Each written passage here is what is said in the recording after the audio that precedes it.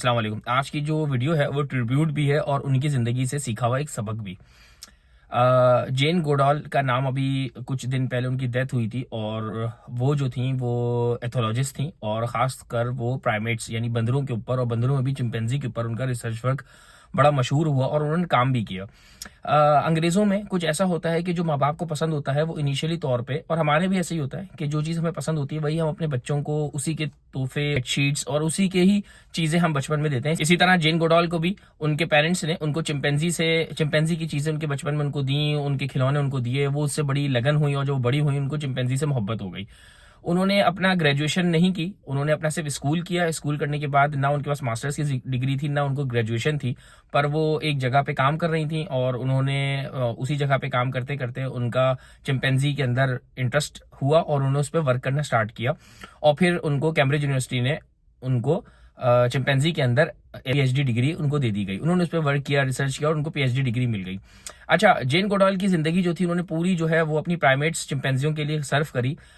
ये उनका positive way था, लेकिन उनकी इस जिंदगी के अंदर उनको कुछ चीजें तनकीद का निशाना बनी और कुछ चीजें उन्होंने एंटी वाइल्ड लाइफ के थ्रू करी। पर जिसको हम वाइल्ड लाइफ वाले सपोर्ट करते हैं, बस एनिमल राइट्स वाले सपोर्ट नहीं करते।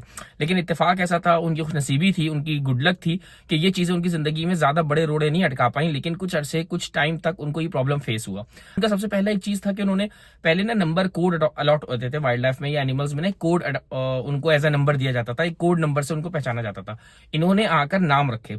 अच्छा, अब जब ये जंगल में काम करने की गई तो उनको जाहिर सी बात है जो बंदरों का प्राइड या जो क्लैन, जो चिंपैंजी का जो ग्रुप जिसपे रिसर्च कर रही थी, उसको बार बार ढूंढना थोड़ा मुश्किल हुआ और ऑब्वियसली वो इंसानों को देख के भाग जाते थे। फिर इन्होंने उनको फ्रूट्स देना स्टार्ट किया, उसमें बनाना, केले वगैरह देना स्टार्ट किया ताकि उनका इंटरेस्ट डेवलप हो और वो इनके पास आना स्टार्ट हो।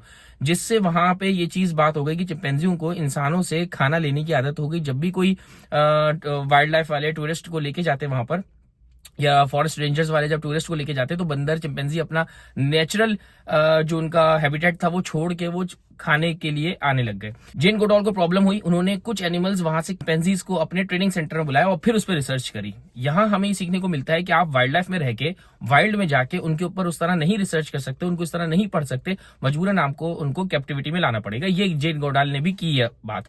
फिर भी और भी उनके ऊपर बहुत सारे मुशाहिदे हुए, और भी उनके ऊपर कुछ इल्जामात लगे जो सही थे। खासकर उनका जो रिसर्च वर्क था वो कुछ बुक्स में छपा, उन्होंने कुछ उस पर रिसर्च पेपर छपाए, बाद में पता चला कि उन्होंने वो दूसरी बुक से कॉपी किया हुआ था। अच्छा, फिर ऐसा हुआ कि जो चिंपैंजीज थे वो आबादियों के करीब आने लग गए और इंसानों से वो डरने नहीं लगे। उनको इंसानों की तरफ से ये उम्मीद हो गई कि हमें खाना देते हैं। वाइल्ड में या जंगल में आपकी प्रैक्टिस में नहीं होनी चाहिए कि एनिमल, जो वाइल्ड एनिमल हो, उसका इंटरेक्शन या वो डिपेंडेंट ना हो जाए ह्यूमन काइंड के ऊपर।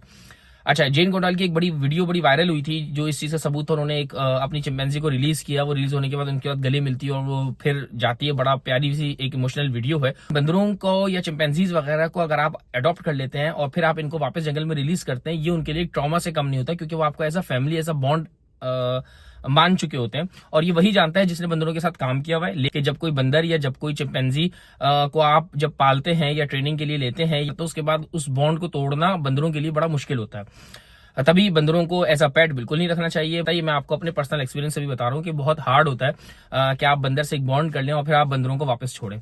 जेन गोडाल की जिंदगी वैसे ही हमारे लिए बड़ी इंप्रेसिव है, बहुत सीखने को मिलता है, लेकिन हमें यह सबक भी मिलता है कि वाइल्ड पे आप रिसर्च वर्क एज सच नहीं कर सकते। आपको समटाइम्स कुछ एनिमल्स ऐसी हैं, कुछ कैटेगरीज ऐसी हैं जिनको ट्रेनिंग के लिए, जिनको पढ़ने के लिए आपको उनको कैप्टिव में लाना पड़ता है। और यही बात जेन गोडाल के एक दफा ऑब्जेक्शन में भी आई, उनके ऊपर ये चीज रिमार्क भी दिया गया कि आपने कैप्टिव चिंपैंजीज के ऊपर काम नहीं किया, आपने जाके वाइल्ड में उनको काम करना मुनासिब समझा। रिसर्च वर्क था वो ऑब्वियसली वाइल्ड पे था, तो ऑब्वियसली उनको जाना पड़ा उस तरफ।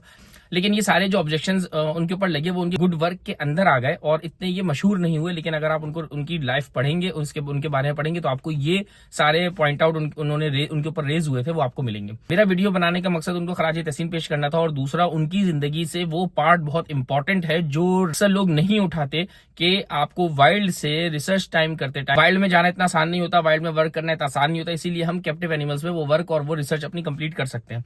तो बताने का मकसद, बनाने का मकसद ये था कि जूज में या कहीं पे भी एनिमल्स को रखना, उसके बहुत सारे पर्सपेक्टिव होते हैं। ये ऐसे ही है कि कुछ एनिमल्स को सफर करा के आप बाकी पूरी उस एनिमल किंगडम को आप सेव कर सकते हैं। जैसे इंसानों में होता है, कुछ पे आप मेडिसिन की ट्राई करते हैं और फिर बाद में कितनी इंसानियत में काम आता है, ये भी ऐसा ही है। मैं उम्मीद करता हूँ वीडियो समझ में आई होगी और उसको पॉजिटिव लिया जाएगा। और कुछ समझ में ना आया हो तो मुझे कमेंट में या मुझे किसी भी सोशल मीडिया हैंडल पे आप मैसेज करके पूछ सकते हैं। अस्सलाम वालेकुम।